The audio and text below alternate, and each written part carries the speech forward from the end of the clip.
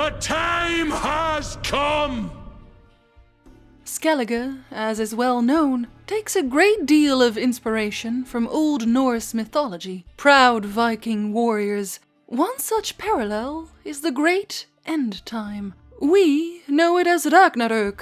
Skellige knows it as Ragnarok, Ted Deirad, or, of course, simply the end times. Ragnarok starts when the rooster Kambi crows to awaken Hemdall as the Naglfar sails towards the Rainbow Bridge, Bifrost, upon which Hemdall then stands and sounds his horn for those who would face the enemy. He himself would hold the bridge and do glorious battle with the evil powers of the land of Morhog, which is likely the Witcher's version of Hell. Out of its gates and from the Naglfar would pour spectres, demons, and phantoms of chaos. As in our world, Ragnarok is the end of days, which in the Witcher world means the White Frost, of course. But Ragnarok doesn't end there, as it follows our story of the Ragnarök further still.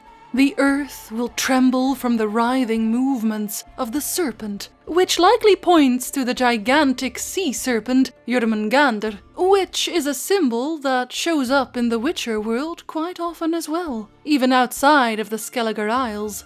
The wolf will devour the sun, and the moon will turn black, and only coldness, darkness, hatred, vengeance, and blood will be left.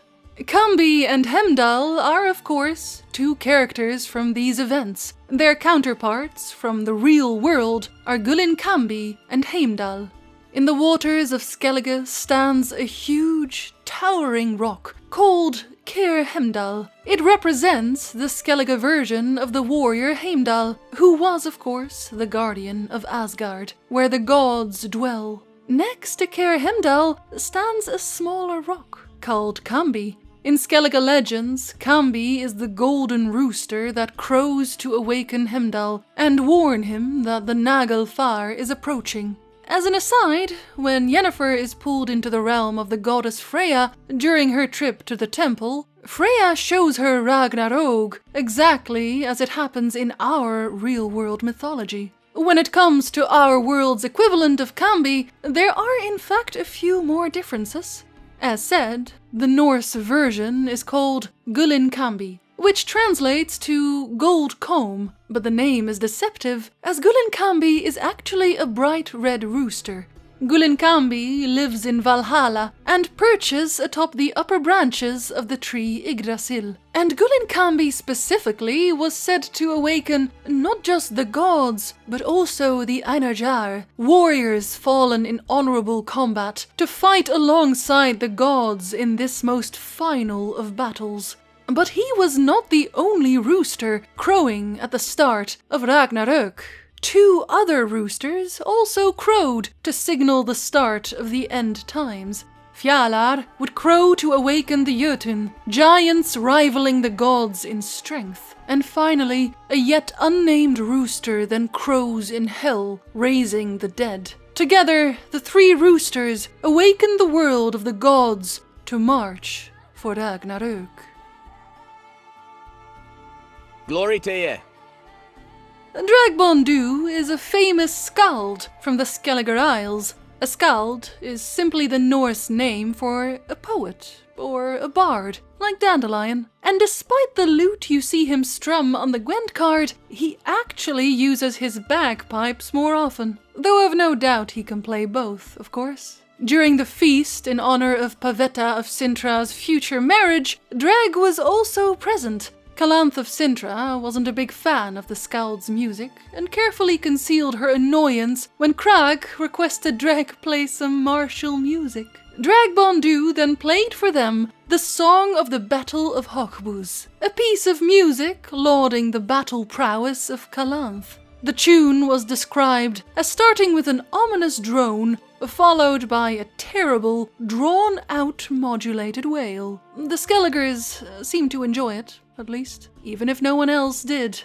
Eventually, of course, the feast erupts in fighting as the urchin of Erlenwold shows his face and Pavetta's elder blood powers erupt. Unfortunately for Draig, he is tasked with holding Crag back from joining in the chaos. Now, instead of playing his bagpipes, he used them to whack Crate over the head. But that wasn't quite the end of his glorious instrument. A moment later, one of the other guests, Kutkudak, well known for the strange animal noises he liked to make, was quite busy strangling Dragbondu's bagpipes with his hands while shouting, roaring, cackling, croaking, and other such things. The resulting noise was so immensely loud and so strange, it ended the chaos abruptly as it confused even Pavetta's Elder Blood powers, and that was the end of that.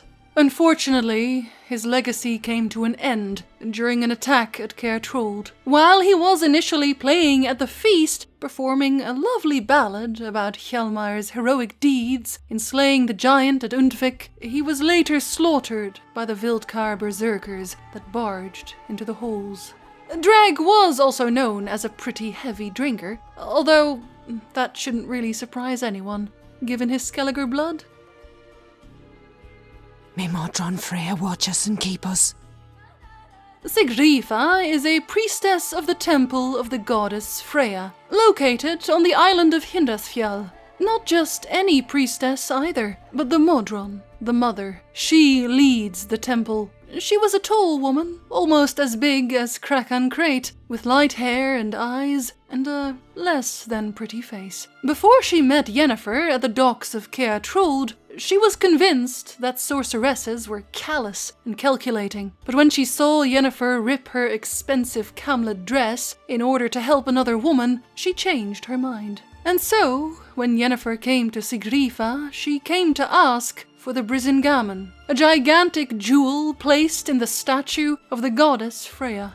Needless to say, Sigrdrifa could barely contain her disbelief at this request, though even if she had agreed to grant her the jewel, she couldn't, for it was stuck in the statue permanently. However, Sigrdrifa still had one final suggestion for Yennefer. She told the sorceress to pray.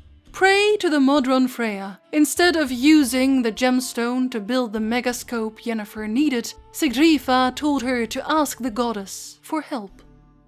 The time for evening prayers is approaching, Sigrdrifa continued. I shall devote myself to meditation along with the other priestesses. I shall ask the goddess for help for Ciri who was here many times in this temple and looked at Brisingamen around the neck of the Great Mother many times. Sacrifice 1 more hour or 2 of your precious time, Yennefer. Stay here with us for the time of worship. Support me as I pray with your thoughts and presence.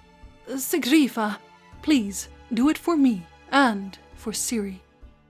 Little did she know the priestess's prayers would have its effect that evening. Sigrdrifa and her priestesses of Freya dedicated their meditation to asking the goddess for help to Ciri. And in so doing, they asked to help Yennefer. They kneeled in silence with their heads down towards the goddess, and as Yennefer fell asleep on the temple grounds, she awoke to find not the priestesses, but Modron Freya standing before her. She took on the form of Sigrdrifa, but her eyes were liquid gold. She told Yennefer of Ragnar Rogue, and after some time, Yennefer woke up to Sigrdrifa calling her name, and a Brisingamen on the floor for her to take away. After these events, Yennefer would stay at the temple and work on her megascope there, speaking only of her work to Sigrdrifa. The priestess vowed to tell no one, of course. However, when pressed by Crate, she told him exactly what was going on with Yennefer and her megascope. As Crack noted, he was merely worried for the sorceress. It seemed the megascope worried Sigrdrifa as well.